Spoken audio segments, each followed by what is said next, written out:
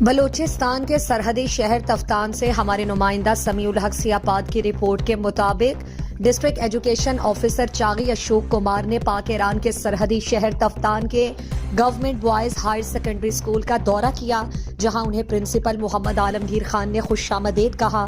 ان کے ہمراہ district officer education Dalbandin Daud Khan Narui, deputy district education Taftan Sadruddin Sanjrani اور خان پینل کے رہنما میر وسیم سنجرانی تھے۔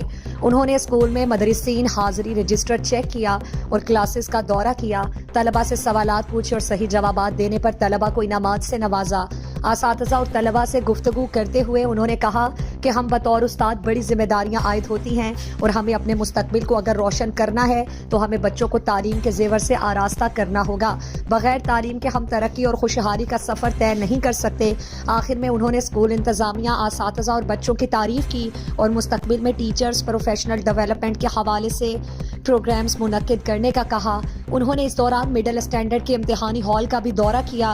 اس دوران تفتان کے قبائلی معتبرین اسماعیل عیسیٰ زئی اور گل احمد عیسیٰ زئی نے ملاقات کی اور اسکول کے حوالے سے بات کی۔ انہوں نے district education officer Chagai Ashok Kumar کے تحصیل تفتان کے دورے کو انتہائی خوشائند قرار دیا اور بتایا کہ ہمیں DEO صاحب سے بڑی امیدیں ہیں کہ وہ تعلیم کے لیے مثالی کام کریں گے۔